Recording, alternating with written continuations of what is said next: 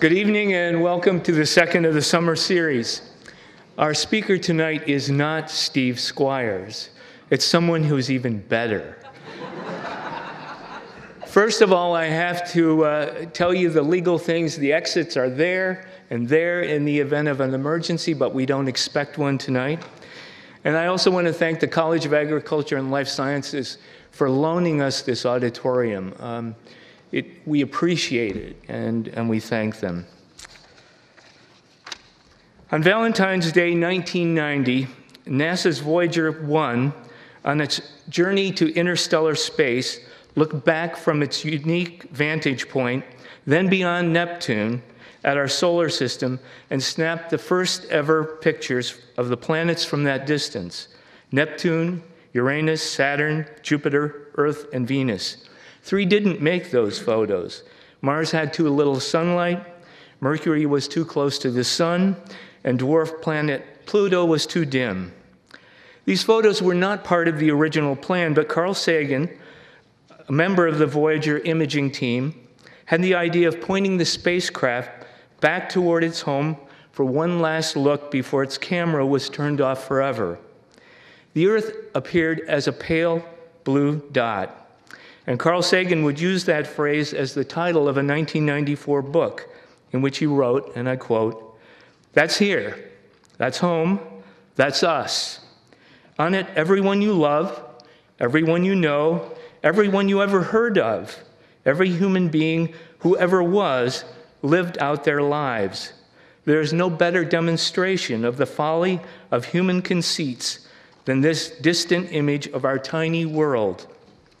Tonight's speaker, Dr. Lisa, I'm going to mispronounce your name. Say it for me. Kaltenegger. Okay. Is an associate professor in Cornell's department. I don't do German very well. In Cornell's Department of Astronomy, and the founder and director of the Carl Sagan Institute, the Pale Blue Dot and Beyond, inaugurated in May to further the search for habitable planets and moons inside and outside our solar system. The Institute has built an entirely new disciplinary research group of 22 faculty, did you say?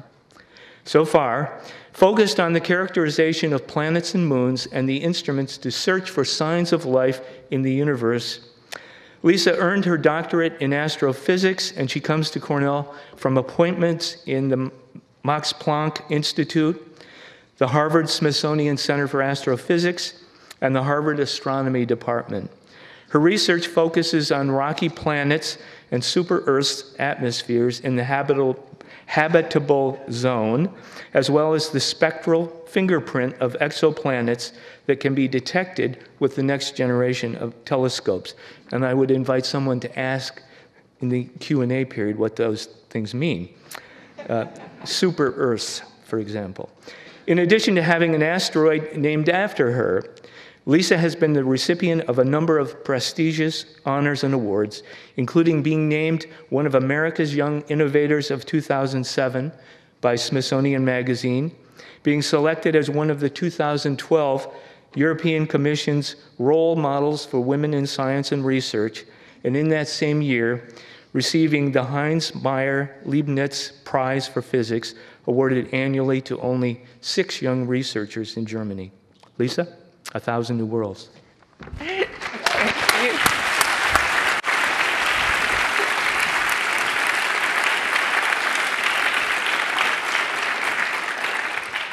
Thank you all so much for coming and joining me on this small journey of discovery tonight. I will not tell Steve that you said I was even better, but luckily he's in Japan and really far away, so I hope we're not going to get into troubles.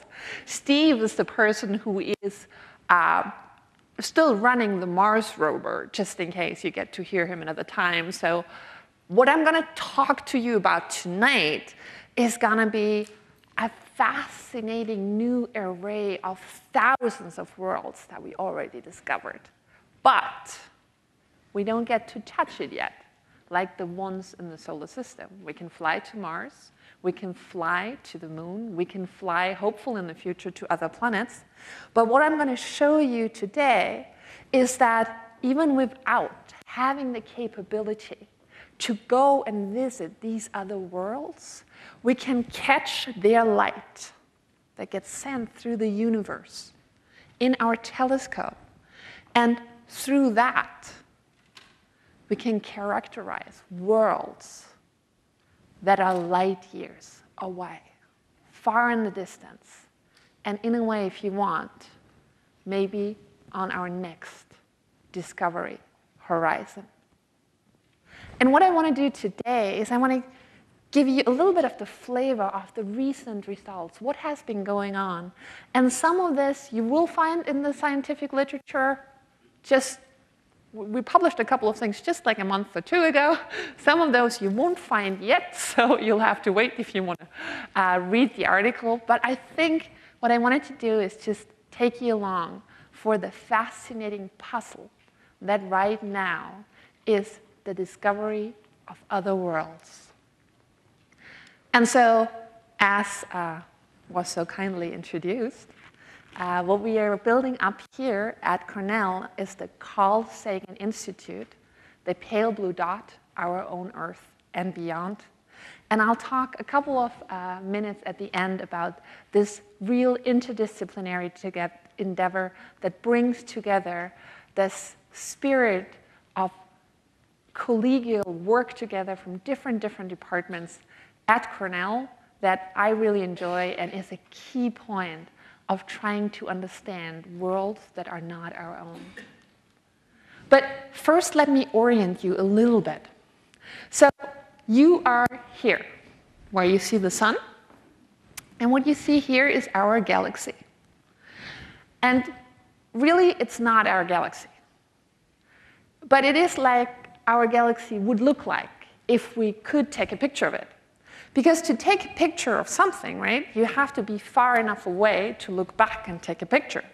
And as Bud just said, the furthest away, the satellite that has gone the furthest away to date is Voyager 1. And that has just reached the outer parts of our own solar system. So we have nothing that has ever flown that far away from our own galaxy to take a picture of it. And a good friend of mine usually says, well, you know, if you're a salami piece in a pizza, you don't know how the pizza looks like. So in a way, but what the salami piece cannot do, but what we can do, is we can have a look at the stars around us. We can see how they move. And then we look up at the sky and at other galaxies and say, ooh, so from all the movement of the stars that we can measure in our galaxy, our galaxy, our Milky Way, looks like that galaxy over there. And then we take that picture and say, look, this is, if we could fly that far away, a picture of our home galaxy, our Milky Way. And you see that we are roughly half out from the center. And half out from the center is our own sun. Well, how far is really far out? Because you have a galaxy. And you know that light is the fastest thing there is. Light travels incredibly fast. But even light needs 100,000 years to go from one side of our galaxy to the other side. Light needs 8 minutes to get from the sun to us. But it needs 100,000 years to get from one side of our galaxy to the other. And so this is a vast, huge space that we're in. But by catching the light, again, of these objects, these other stars, we can already understand or explore what's going on there and which of those are suns that have planets just like our own sun. When you look up at the star at night, at the sky at night, the stars that you see are other suns. They are suns like our own sun. Our own sun is just so much brighter because it's close to us. So during the day, it overshines all the other suns in the sky. During the night, when it's on our backside, so we don't see our own sun, we can see the other suns in the sky. In the beginning, when we didn't know that it was the same, we called those suns stars. And our own sun has a special name, the sun. But really, all the stars you see out there are suns. And by looking at them, and I'll show you how we do that, what we found is that every star up there actually hosts planets. Planets seem to be everywhere. And what we're trying to figure out now, which of those could be like our own and could potentially harbor life. So I said this is 100,000 light years. And really where we're looking for planets is in our own solar neighborhood and about 1,000 light years away from us. Because the further things are away from us, the less light makes it to us. It's like if you have a candle and the person walks away from you, right? You see it less and less and less until it becomes so dim that you can't spot it anymore. So we're really concentrating on the closest other suns around our own sun in this search. And what you see here, this part, that's a viewing direction, or that's the direction that a very famous recent NASA mission called Kepler takes to look at the sky, and it monitored 150,000 stars, 150,000 other suns at the same time to figure out how many of those host planets. And this is how we know that every other star out there, or every star out there, hosts planets, just like our sun does. So if you look up at the star at night, what you see is, if it's really nice and dark, this band in the sky, in addition to the individual stars. And that band is, of course, our Milky Way. Because if you are in this disk of our Milky Way, comparison is really a CD. Our Milky Way is as flat as a CD, or the pizza from before, if you want. So if you look into the plane of the pizza, then the stars are so dense, there's so many just behind each other, that you can't tell them apart anymore, and it appears like a bright band on the sky. So the Milky Way that you see on the sky, the bright band, is really you looking into the dense parts of our own galaxy. And I like this picture because this person is reaching. And as I told you, we cannot go there yet. But even without going there yet, what we're doing is we're mapping our own neighborhood. We're already putting the first dots in this uncharted map to say, ooh, once we can build a ship, it's going to be quite in the future, and I hope a lot of you guys are working on getting us there. But then this is a place that'd be interesting to look at. That will be another one. That would be another one. And so in a way, if you want, think about it as being a sailor before Columbus really went to find America. You're just there and you have this amazing sea in front of you. But instead of it being water, it is now space. And the question is when we're going to get to venture out for the first time. But this is our night sky. And I told you that there are so many other suns out there. Well, if you have a look at it differently, so you see here our Milky Way, and this is really the night sky in the northern hemisphere, so what we would see, and in the southern hemisphere. All these bright dots here are stars where we know that they host planets. We know they have other worlds circling them. And this is a graph that was just done today, or yesterday, by one of my high school students who is in the summer college here at Cornell. So Jack is in the audience, I think. Even if he's not, great work. And then like on the third day.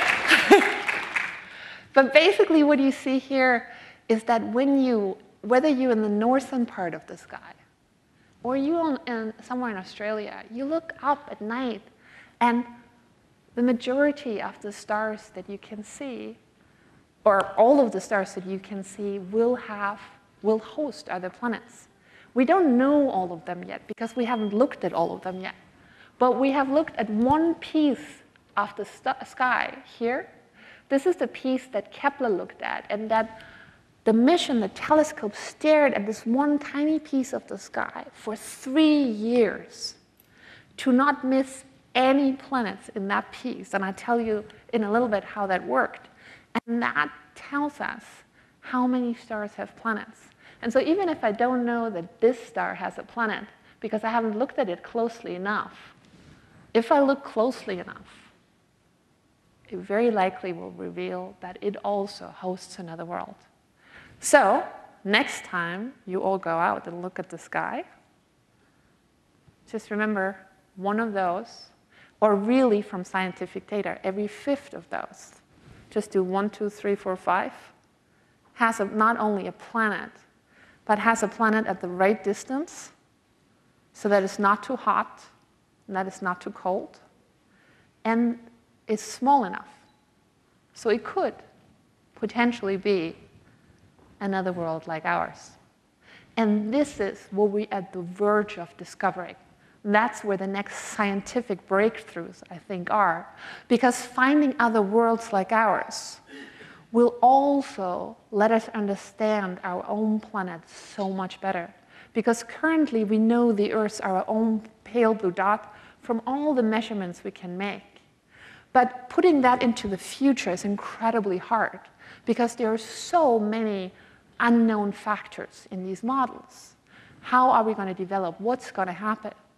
And now, just imagine if we could see a couple of worlds like ours that are further along in their evolution. That could give us a potential first glimpse into our future. What hopefully will be very exciting and not disastrous. But these are all the stars that we found. But if you go out at night, in most areas, you won't be able to see all the stars. You will see a couple of thousands, really. And those couple of thousand stars, we haven't looked at all of them yet. We have a new mission that was just approved by NASA and that we're building, that's called TESS, that in 2017, so in 2 years from now, will actually go up and scan all the closest, brightest stars in the sky to tell us which ones of those host planets that could be like ours. But for now, we know statistically from what Kepler told us about this one patch in the sky that every planet, that every sun out there, every star should host at least a planet. Because it's incredibly hard to find the tiny ones. So this is why I'm saying at least. So it can really only get better. But if you look at this now, right? So there's nice stars, and this is the Milky Way. And then you see these dark patches in the sky. And you're like, well, you know, what I also should have said, this Milky Way, or this galaxy, a galaxy has billions of stars. It has billions of suns, and now you know it also has billions of planets in our galaxy alone. But if you look here at some of the dark patches in the sky, you're like, well, it doesn't look like there's anything else. And so what we did, or what scientists did, is they took Hubble, our best space telescope, and looked at some of these dark patches in the sky. And they just kept the shutter open. Like for the camera, you just basically increase the exposure time. Because a lot of things you won't see because they're just not bright enough. And so when they did that and looked at this dark patch in the sky, after about 100 hours, this is what they saw. And so in every dark patch of the sky, and this really is about a sand corn big, if I stretch out my arm. That's what Hubble looked at. This is the part of the sky that it looked at. You know, we're not looking at the whole sky. We'd like to, but you know, it takes a while.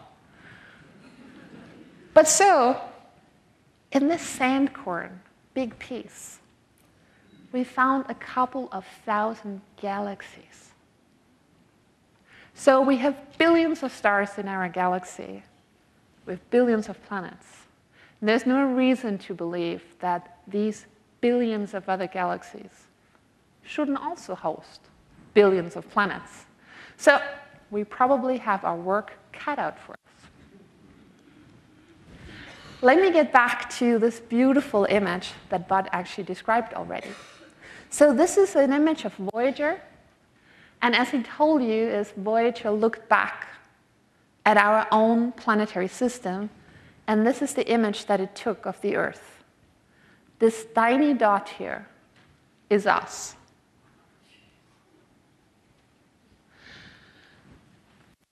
And the other part of the story is, if you now shrink our own solar system to the size of a cookie, the sun is not even as big as a sugar grain in that comparison. But if our own solar system is this big, then the next star is 2 cosmic football fields away. And this is an image that we took, or that Voyager took, within this cookie. But with new technology, we're starting to take images, not of planets that as small as the Earth, but of planets about as big as Jupiter, or a little bit bigger, around other suns that are cosmic football fields away. But still, I would say this is one of the most inspirational astronomy pictures I've ever seen, because it depicts how, to me, how exciting and how fragile our own planet is, suspended in this huge vastness of space. But let's get you to what we actually do. So this point, if you could zoom in, if you could look a little bit deeper, then of course you would see this beautiful Earth with continents, with clouds, with oceans. The problem is, you now move this Earth cosmic football fields away, there is really no way that you get enough light to actually resolve these continents, these oceans. And so what you do is you just take the light that this one tiny dot brings, that's going to be even dimmer in another solar system because it's so far away, and you do something different. You split it up in its colors. Because if you look at the colors of another world, that actually shows you, and I'll show you in detail how that works, that shows you what the composition of the air in that other world is like. And so this one pixel, even if we can't make an image, has a very characteristic light fingerprint that we can read over cosmic football fields away to figure out if that planet is similar to ours or very, very different. And of course, this spectral fingerprint is something, if we look at the Earth, that shows us that there's life on our own planet. And what it actually shows us is oxygen, or ozone, really doesn't matter, both of those, in combination with the gas that oxygen or ozone reacts with, methane in this case, a reducing gas. So if you find both of them in a planetary atmosphere, in this light fingerprint, then something is producing this oxygen in huge amounts. Because if not, oxygen with this other gas, reducing gas, would react and would form water and CO2. So it would go out of your atmosphere. And so by seeing them together at the same time, that tells you that something is producing oxygen in vast amounts, and we have no other way to do that on a planet if it's warm than by biology. And so this is our spectral fingerprint of life. And of course, you would also like to see some water, just because we think water is something that life needs. So that's an add-on that we'd really like to have. And this is how it looks like. So this is really, if you split up the light, this is the light. So this is the infrared, but you can think about it as just being light from the blue part to the red part, so basically the individual colors of light. And what you see is that things are missing, right? So this is a curve, but they are basically big bites taking out of the curve. And these big bites is energy that's missing, because light is energy. And the energy that's missing here is used by molecules in the infrared to actually swing or rotate. And it's characteristic for each individual molecules. And that allows us, if you know which energy is missing, which color is missing in the light of a planet, that allows you to say, I know that that planet has water vapor in its atmosphere. I know that planet has oxygen. This is how it works. And so let's get back to our own planet. But of course, this planet could be completely different. It could have a completely different biology. It could have a completely different composition. It could be completely made out of water. It could be in water world. Or it could have algae all over the oceans. So we are basically envisioning and working out how different kind of life would actually show in this spectral fingerprint in our telescopes, and if we can tell them apart. And here, as another comparison that I wanted to show you, this is, of course, Venus. This is this is the Earth, and this is Venus. I want to bring this up because the first question that you should be asking is like, okay, I really like your story. So you're telling me I find oxygen and methane and water, and then I know there's life. So first point, you're saying, now prove it. It's pretty hard to prove, but what you should want to do is you're just going to look at the other rocky planets in our own solar system and test that hypothesis in the first place. So Venus is another rocky planet in our solar system. Mass and radius roughly the same as the Earth.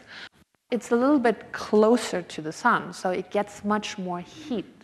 We think Venus lost all its water initially because it just got so hot that the water evaporated and then made it all the way up to the top of the atmosphere, and there it basically got blasted so that it split into hydrogen and oxygen and then got lost into space. This is what we think happened to Venus. So Venus could have been exactly like the Earth initially. But so if we look at the Earth, this is what I said the spectrum, the light fingerprint looks like. But now if you compare it to Venus here and to Mars here, you see that it's different. Mars and Venus show you CO2, but only the Earth shows you water, methane, and oxygen.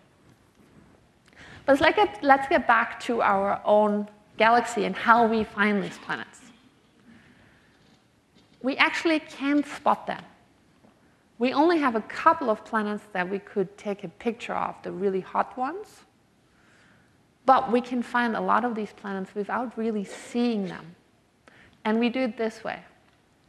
We have a look at the star, and because the planet goes around the star, the planet tugs at the star. You can think about it as like you holding something seriously heavy, and now you rotate. And so when you do that, you need to lean back, right, to just hold that weight. And that's what gravity does. The gravity of the planet grabs onto the star and reverse. So the star itself also makes a movement countering the movement of the planet around it. And this is what we can pick up in the stellar light. We can see the star wobble. So if you have a tiny planet, the star will wobble a little bit. If you have a big planet, the star will wobble quite a bit. And so you can see that much easier.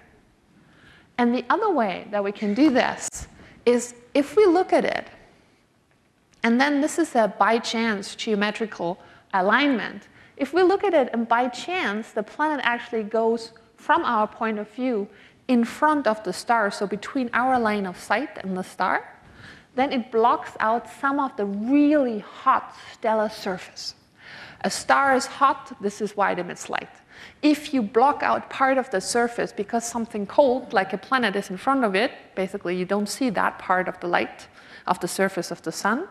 Therefore, the star actually appears to regularly dim. It becomes regularly a little bit less bright. And this is how we also find planets. This is what you see here.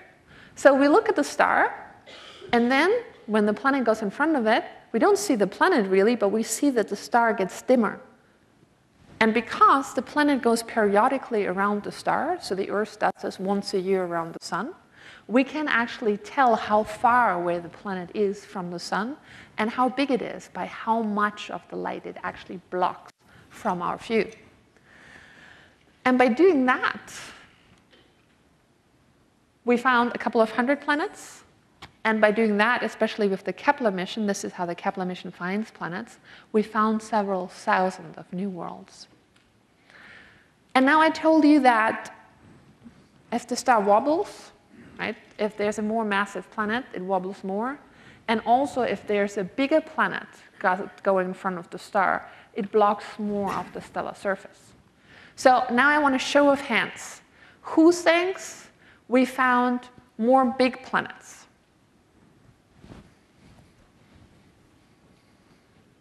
Okay. Who thinks we found more small planets? Why would you think that? Okay, once again, it's easier to find the big ones. Okay, who thinks we found more big planets? Who thinks we found more small planets? And what does the other 70% of the room think? It's much easier to find the big ones. It's much, much easier. So if there's the same amount of big planets and small planets, what you'll get is you found much, much more big planets, right? Because you just find 90% of the big planets, but only 10% of the small ones. And so it was a real big surprise when we just counted them. And this is what you get. This is Jupiter, and this is the Earth, and this is roughly how many we found. These are small ones. And here this is shaded because I told you before that the really small ones are incredibly hard to pick out, right? Our telescopes are just not good enough to find all of them. We only find a fraction of them. But if there were the same amount of big planets than small planets, this curve must look like this, right? Because it's just easier to find the big ones. But it doesn't.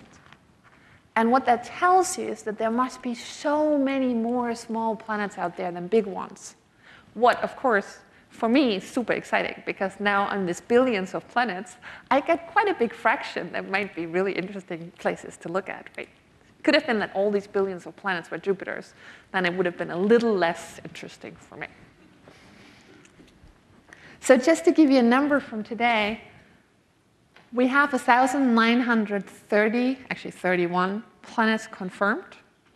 And there's a couple of thousands that we're still working on, because, of course, once you find a planet, you have to run every potentially imaginable test to rule out that it's something else, like a mistake in the instrument and mistake in the observations. But so we're already in this beautiful, beautiful place where we actually have thousands of worlds at our disposal. And in case you want to do grad school, right, you can pick a couple of worlds. You don't have to fight over one, right? This is enough for everybody. We don't have that many grad students yet. Let me run you through this in terms of numbers. So in 1989 was the first object that people thought could potentially be a planet, but they were really not sure.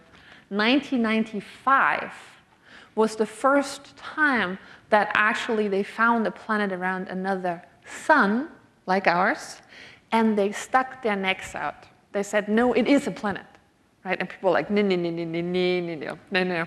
Because the planet they found was a Jupiter planet, bigger than Jupiter, and it was orbiting its sun. Jupiter needs 11 years to orbit the sun, right? Now, the planet they found, Jupiter, like Jupiter, needed 4 days. So anybody they ask, it was really funny, and you can actually see if you want the talk at the inauguration. It's actually the person who found it, who was a PhD student at the time, was saying it was super interesting because they were like, so what do you think if I told you there was a planet in a 4-day orbit? And I was like, no, no, no, no, no. And they were like, but it took an incredible long amount of time for people to actually realize that our own solar system, even so you know that our own solar system is probably not the norm, right? It's not everything there can be, but we were so used to our own solar system that we figured Jupiter had to be at 11 years orbit. We were actually so confident then, it was really funny, that they finished the instrument, to look in this wobble technique for the planets. And then the professor went for a sabbatical to Hawaii and told the student, go ahead and start measuring, right? Because they figured they'd need 11 years to find the thing. And then Didier, who gave a talk at the inauguration that's really worth listening to, was just sitting there, and it was like after 4 days, he was like, something's not working here. I found a planet, it's in a 4-day orbit. And so that is kind of how our vision of what we know as scientists sometimes can a little bit cloud your judgment of what you expect to find. But science is this beautiful endeavor that when the data tells you different, we will change our mind. It will take a while. The Earth was flat for a long time. We were in the center of the universe. We knew that giant planets had to be far out. It takes a little while, but we're actually getting a little bit better at the speed at what we actually agree that things don't have to be like we expect them to. And for me personally, that's one of the fascinating parts of science. You find out new things all the time. But I digress. So what I wanted to show you is, first we found a couple of planets, the 95, the first around the sun, and then a little bit more, and a little bit more, and a little bit more. This was all before we built a custom-built telescope, the Kepler telescope that Bill Barucki talks about in the inauguration. He was also here. That was rejected by NASA 4 times until finally he just got it through. He didn't give up. He just said, we need to make this, and he gave a very fun talk about this. But if we wouldn't have had the space telescope, this is our view of what the distribution of planets out there is. And what you see here is the radius of the planet. So this is Jupiter and bigger. And this is Earth. And yes, we had 2 small planets, but these small planets are actually orbiting a dead star, a star that already exploded. So yes, they're small, but there's really no way that we can actually come up with how they could potentially be anything like the Earth. And so it was actually very interesting because people said, ooh, so by looking at the data, what you see is that most planets out there are Jupiter, are bigger, and a lot of them, this is the orbital period, so that means small numbers here are incredibly hot. The Earth is at 300 days, somewhere here. Earth would be here. So they were saying, oh, so most of the stars have hot Jupiters, and so the Earth seems to be really unique. And this is, again, what the data tells you, but the problem is you don't have the whole picture. And so once we started Kepler and got the information from Kepler back, whoops, what we got is this view. Because, as I told you before, it's much easier to pick up the big things. The big planets in very small orbits are much faster and better to find, because if you look for 4 days, and the planet needs 4 days to go around the star, you found it. If you look for an Earth in 4 days, you probably didn't find it because it needs 365 days to make it around the sun, right? But by having a dedicated instrument that looked at those stars and in a way didn't blink, but just stared at them to catch every transit, every darkening of the stars, our picture changed. And what you see here is that there's many, many more small planets. And these are really the planetary candidates, right? So there's still the bias on here that we find the big things better and easier. If you now take that we only found about 10% of the really small things, this picture would change completely again, because you'd have more and more planets in the small bracket. And also here, that part where you get further away from the star, that is very hard for us to actually pick up, especially for the small planets, because we just have to look longer and longer and longer. And for small, small planets, you don't want to just see it once. Generally what we do, we see it once. It could be an object that flies by your star. So you wait until you see it a second time. And then you calculate when it has to come back. And so you wait 3 transits before you call it a planetary candidate, and then you do all tests on it. So for the Earth, that's more than 3.5 years that you do that. And for small planets, you really have a hard time seeing them each one time, so you want to add up the information that you get from the telescope. So you really want to have more than 3 transits to find it. This is why this part of the diagram is not yet filled in, but with every day and with every announcement that you'll get, We get a little bit further this way because we have a little bit more data. And what I also wanted to mention is what we're already doing is also having a look at these giant planets, right? I said that there's these giant planets that only take 4 days to go around their star. Jupiter, in a 4-day orbit, is incredibly hot. Jupiter is a gas ball, so heated up, the atmosphere expands, and it's incredibly nice and fluffy. So when it goes in front of the star, part of the stellar light gets filtered through this expanded atmosphere and therefore leaves its fingerprint on the light of the star that we see, the spectral fingerprint. And this is just a model for one of these hot planets. And it has things like CO2, water, but it does not have the combination that we're looking for. And also we know, because it only needs 4 days to go around the star, it's way too hot. But we're already using the telescopes we have right now to practice for when we're going to have bigger telescopes that can then actually tell us about small planets like the Earth. And this is one of the telescopes. It's a 40-meter telescope that we're building in Chile that's going to look at this. And the other one is the follow-up of Hubble. Hubble's going to come down in 2017. And the next telescope, the James Webb Space Telescope, is actually going to go up, hopefully in 2017, and has for the first time the capability to collect enough light to look at the spectral fingerprints also for small planets. So this is now, and this is what's next. And NASA actually already put out travel alerts for some of these planets. I would take it a little bit with a grain of salt, because really what we know, as I told you before, we know the wobble, right? So we know the mass of the planet, and we know if it goes in front of the sun, we know how big it is. So really what we know is the density. So if you think about it, if you had a big bathtub of water, you could tell the difference between a Saturn that actually swims if you throw it into a big bathtub of water and the Earth that actually sinks, because the density of the Earth is bigger than water and the density of Saturn is smaller than water. But what we're doing is we're preparing for the time that these big telescopes will become available, and we also need to tell them what the instruments will have to be able to do and how long you have to stare to not miss signatures of life of other worlds that might not just be like our Earth. It might be a bit bigger, a bit colder, a bit smaller, or it might be younger or older. Younger is easier, older is very hard to model. But so I'll give you younger. We know the history of life on Earth. We know, if this is a 24-hour clock, that life started pretty early on, about 4 billion years ago, give or take.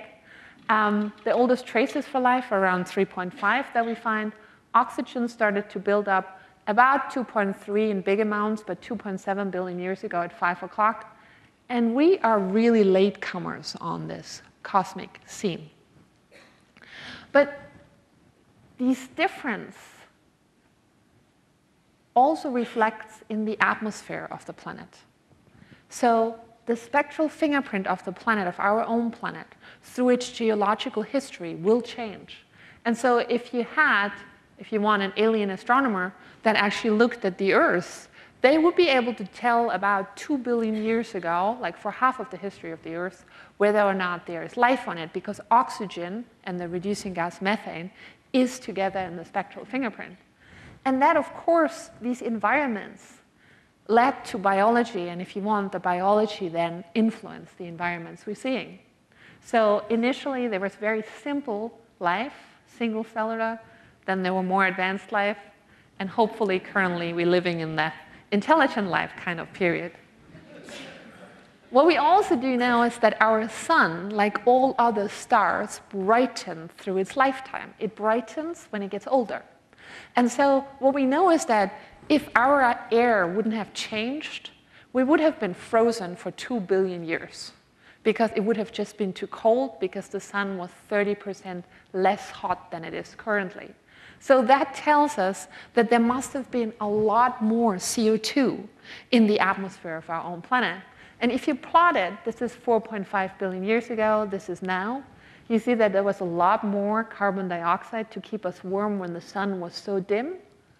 And oxygen started somewhere to build up in big amounts due to biology, somewhere about 2.3 billion years ago.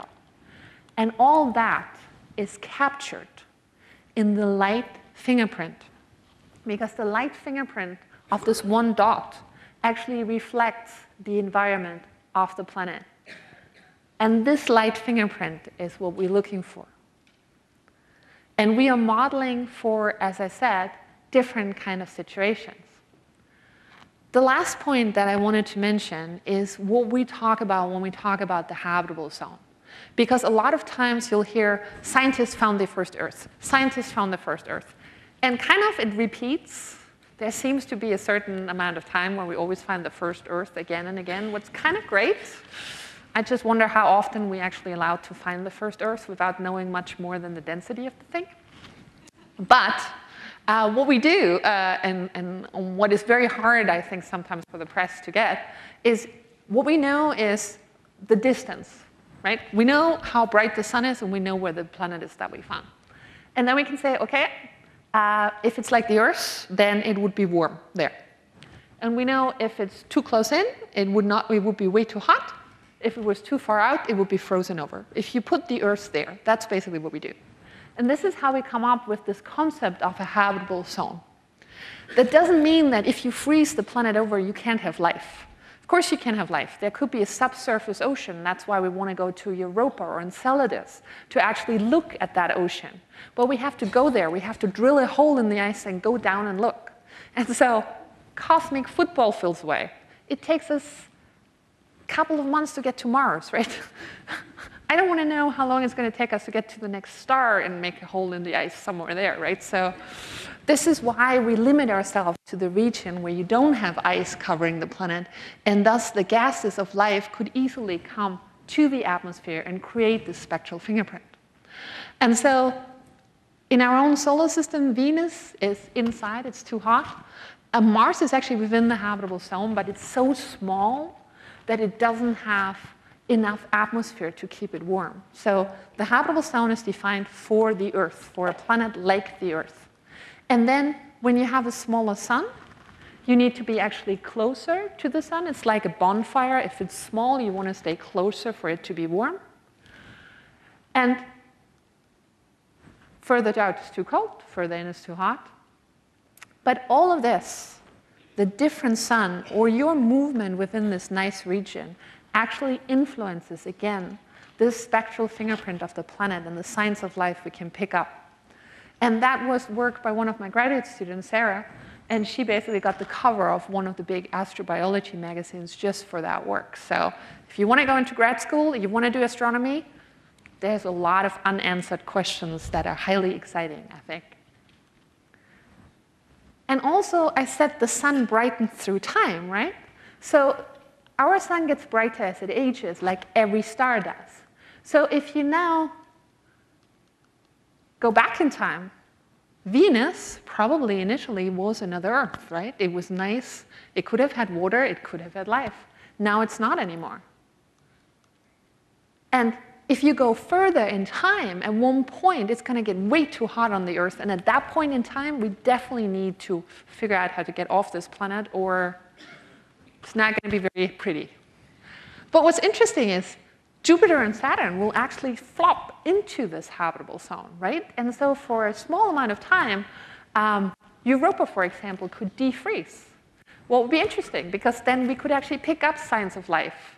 Unfortunately, at that point, we have to have left Earth to pick up signs of life on Europa.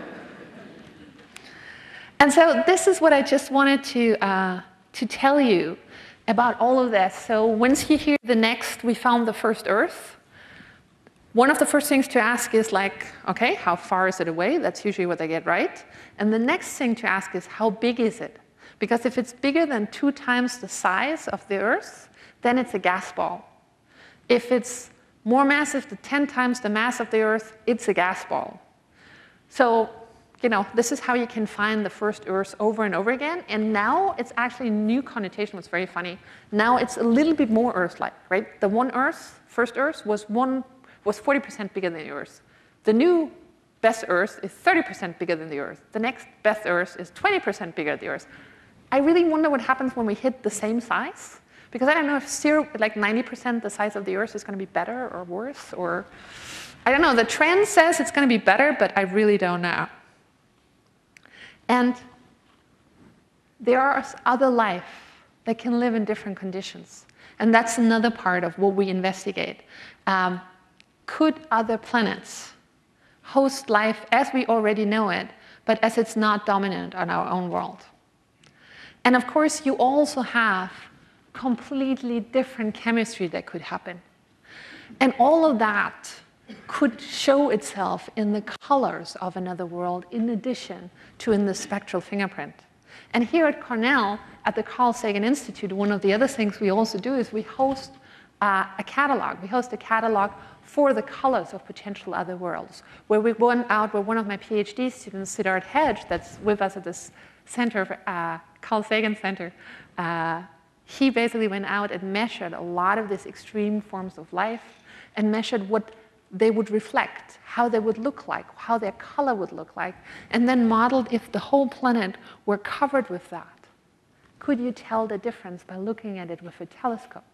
And these are just some of the parts that we are working on here. And the last thing, the real last thing that I do want to do today is I would like to show you what we're trying to do with this Carl Sagan Institute that is an interdisciplinary endeavor where biologists talk to chemists, talk to astronomers, talk to engineers who built the different instruments that we're going to be using. And I think in a way, how I would like to do is to show you where our logo came from that was in a beautiful, beautiful ceremony revealed by Anne Druin at the inauguration of our institute. And so this is just going to be my last hooray in taking you with me out there among the stars to think about different worlds.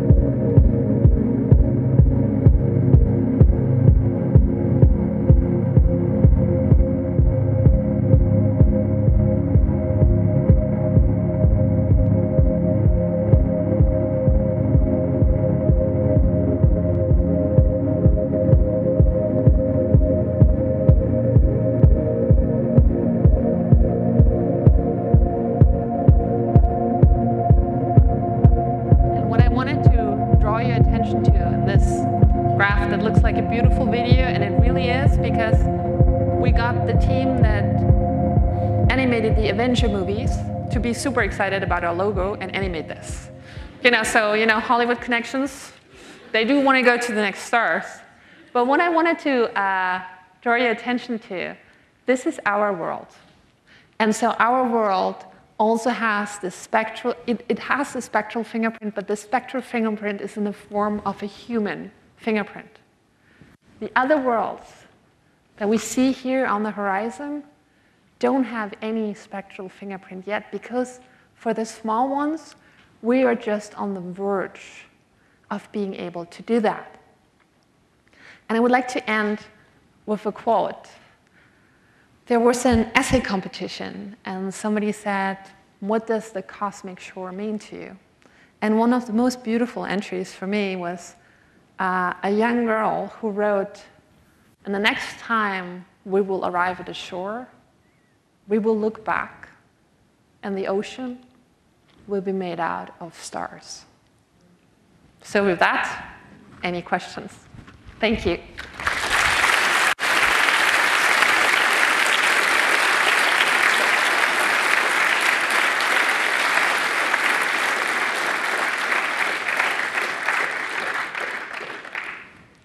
Please go ahead.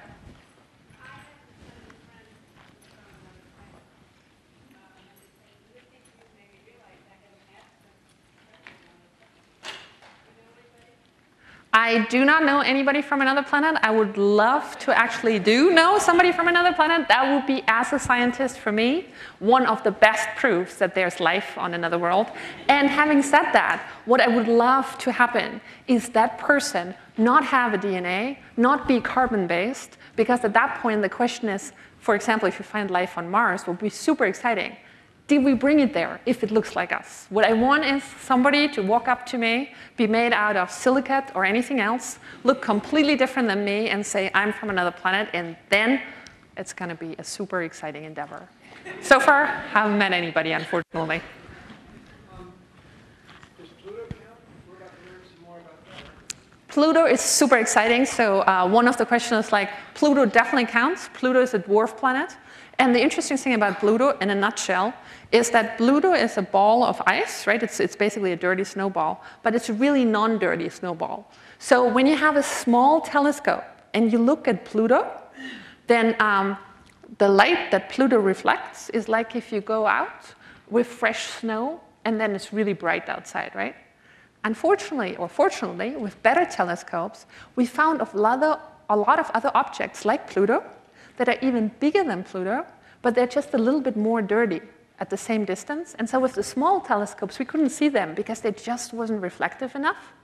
But in all of this, and this is why it's now a dwarf planet, but it has a family of dwarf planets, so it's actually tens and dozens of objects like Pluto out there, which is super exciting because they're going to be more initial parts of our own solar system and hopefully less contaminated, if you want, to tell us about the initial formation of planets. But it's going to be super exciting. Next week, July 14th, we're going to fly by Pluto. So it's the big next picture show, the dwarf planet that we haven't seen. And then we're going to fly to some of the other dwarf planets. And that's definitely going to teach us more about these small, cold worlds. And then, we take everything we can get. We learn from all the planets and moon in our own solar system because every little piece that we can put to the puzzle lets us prepare for the next observation and make them better, and then use that data efficiently to make our models better and better and better. Sorry, yes? That's a very good question, too. So Fermi paradox. So apparently, Fermi said, where is everybody? And I just got told by somebody who's very vehement about this that it's not a paradox and it's not Fermi's. Because apparently Fermi didn't say what he's accredited to saying. Fermi just basically said, where is everybody? Apparently because he said, well, space travel seems to be incredibly hard. And if we really, speed of light is the fastest speed there is, everything is really far away. These two cosmic football fields that I was talking about are 4 light years. So if you can go with about 10% of the speed of light, you really, really, really need to want to go there, right? And that's just our next star. What I usually, personally, my answer to that is a question to you in a way. I give you 2 planets, right? One is further advanced than we are. And one is a bit more backwards, let's say 100 years back, right? I can go to one of those 2. Which one do you pick? Do you want to go to the one that's actually advanced and has made the jump into space? Or do you want to go and look to the people that are in the Neanderthal age and haven't figured out how to use fire yet? And so in a way, if that's okay, that's my personal answer to the Fermi paradoxon, because I wouldn't visit us either. We're not terribly interesting yet. I love our planet and everything, but I don't think we're that terribly interesting. Sorry.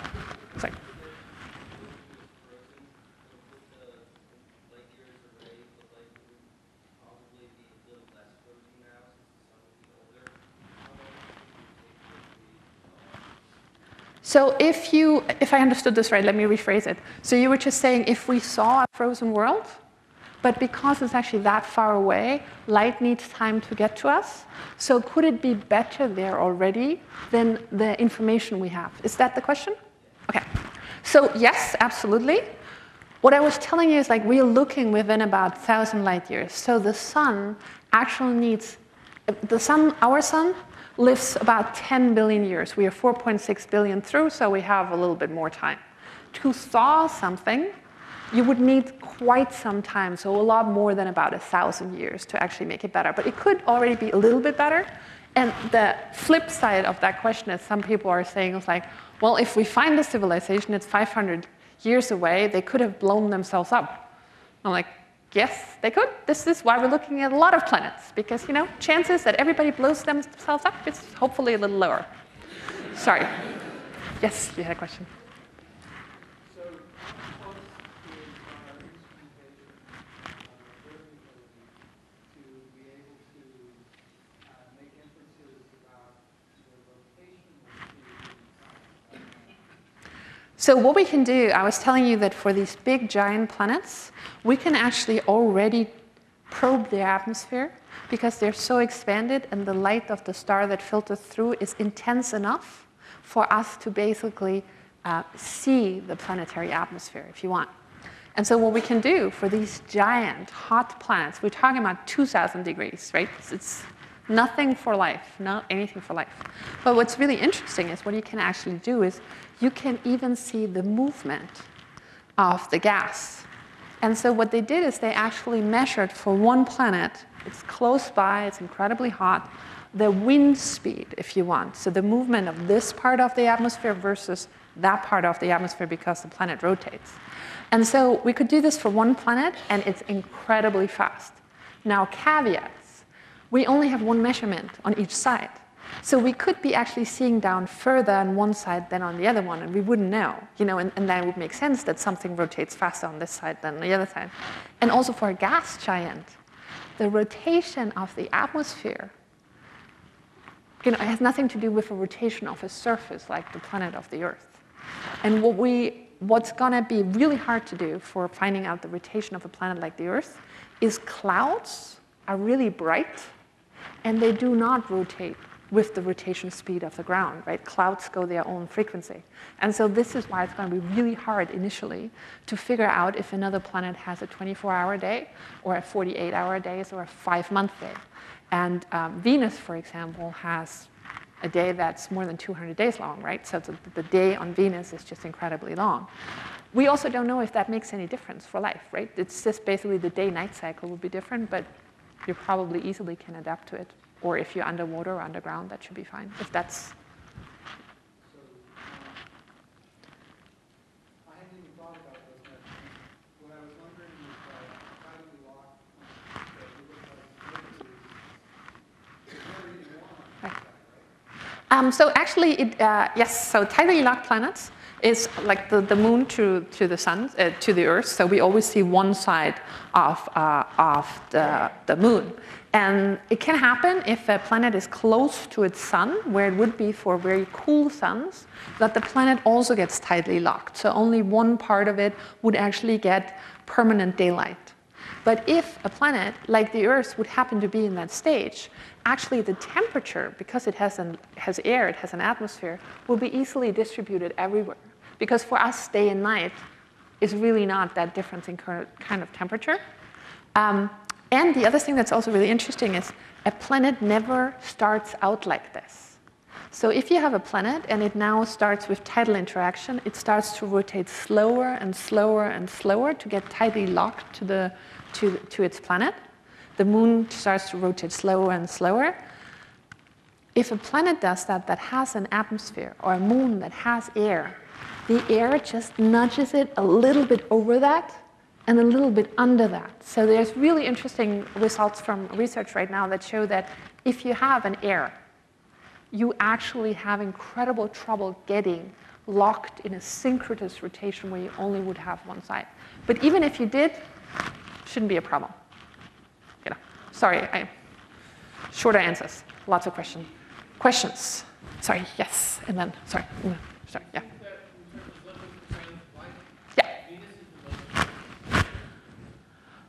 Yes and no. So Venus is the most interesting planet in terms of it being the size and the mass, roughly, of the Earth. But the problem with Venus is that the pressure is 90 times as high as on Earth, so trying to make it. And the best things that we've ever built for the Venus environment, because it's just so hot, it's more than 400 degrees Celsius or Fahrenheit, it's just incredibly hot. The best things were the Russian Varina missions, and they basically lived from 23 minutes to about 2 hours is the max, then everything we can build dies. Because it's just not built, we cannot build anything for those conditions because it's incredibly dense, it's sulfuric acid, and it's incredibly hot, so everything melts or dies and all the electronic frizzles. So Venus would be really interesting. And in a way, the interesting thing is Venus could be like a future, it's basically a really long future Earth. So we look at Venus and we're like, yeah, we should really get the space program going. I agree. Sorry.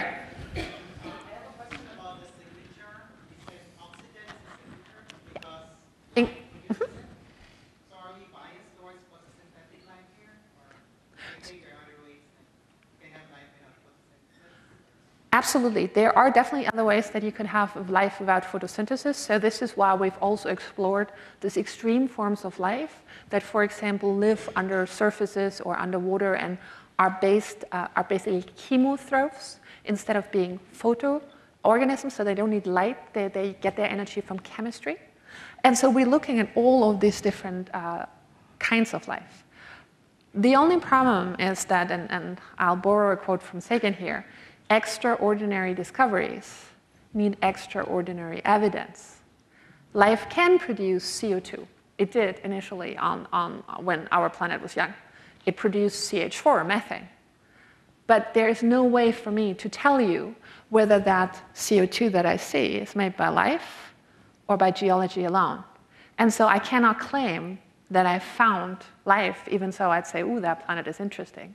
So our way of looking for life is an incredible conservative way, because we will basically miss a lot of life that just didn't do oxygen. But having said that, if you talk to biologists, they argue that if life advances significantly, and this is an astronomer, so if there's any biologists in the audience, feel free to correct me. They said that if life advances significantly, oxygen is a really great energy source. So life would actually start to use oxygen and in symbiosis, produce oxygen. So they're saying in that respect, looking for oxygen as one of the components. Oxygen alone won't do it.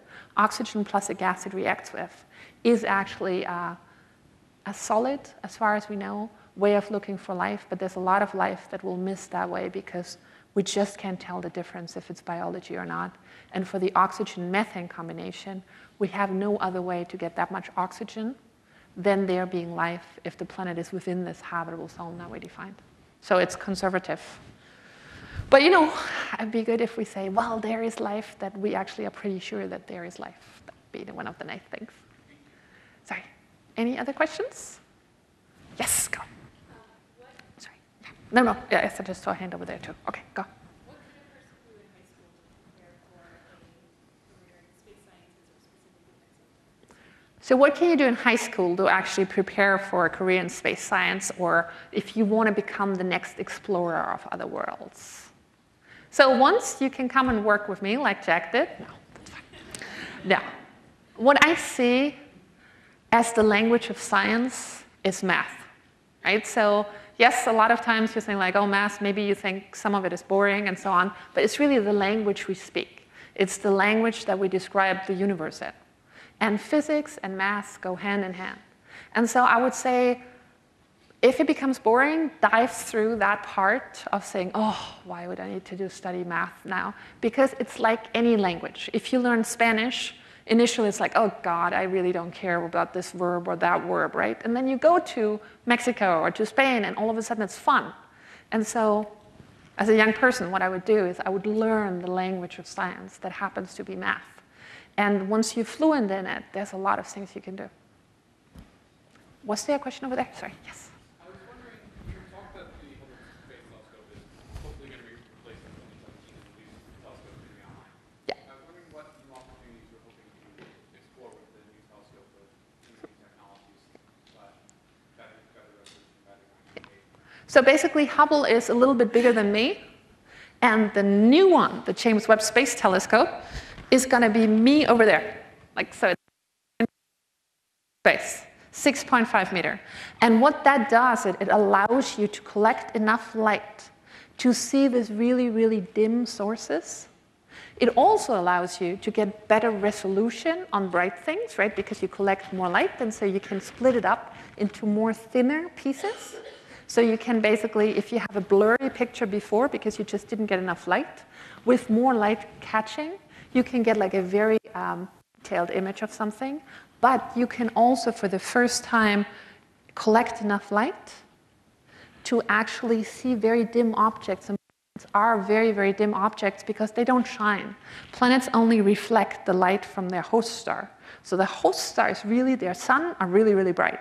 But the planets are tiny. The Earth goes 100 times next to each other into the diameter of the sun. That's what we're talking about. So having a really big capability, a really big light pocket, that's really what a telescope is actually for the first time going to give us access to very dim objects, and among those are going to be planets. And we're going to try our best to get as much time as humanly possible to look at these dim objects that could potentially be other Earth. Sorry. Coming back to the Carl Sagan quotes, so this is a philosophical question I'd like to take on. Carl Sagan at the end of Cosmos says that we owe it to the cosmos, whose vastness we sprung from, to continue on and discover and explore it.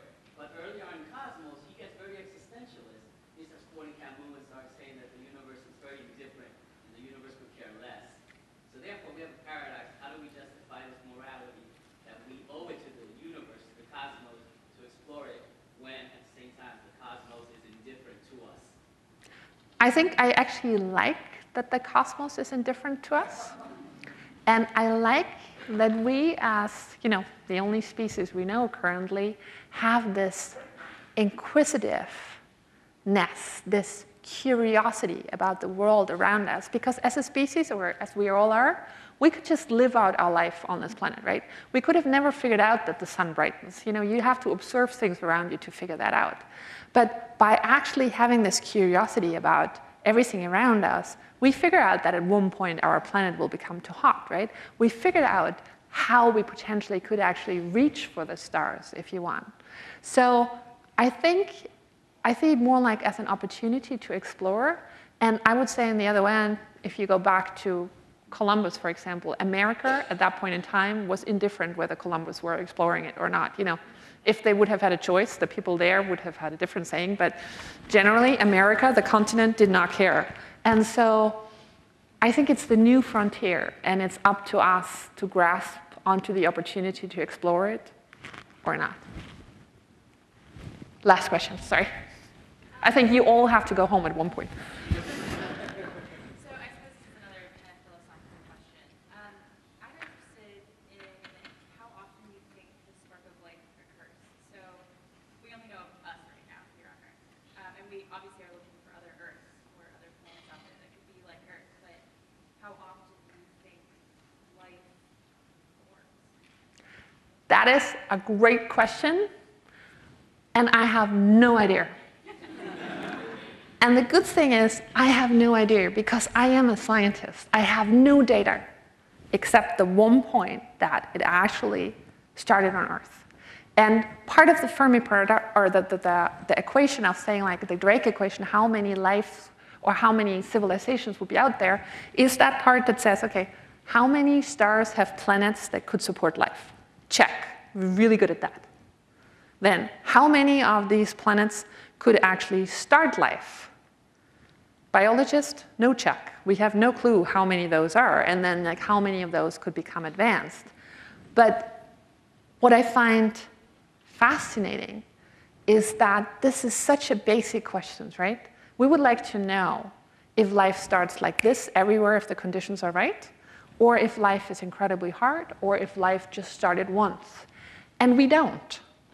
And this search, where we're now at the cusp of discovering other worlds and looking for the spectral fingerprint, once we have that light, once we have the first sign of light on another planet, I can tell you it's easier than we thought. Once we look at hundreds and they all have signs of life, I can say, oh my God, it's seriously easy. Once we find it only on hot planets, we can say, well, it probably needs warmth. Once we find it only on cold planets, all of this is a completely open field and such a basic question in a way that I think living at the time where we actually have the tools to answer it is one of the coolest things. And with that, thank you very much for your attention.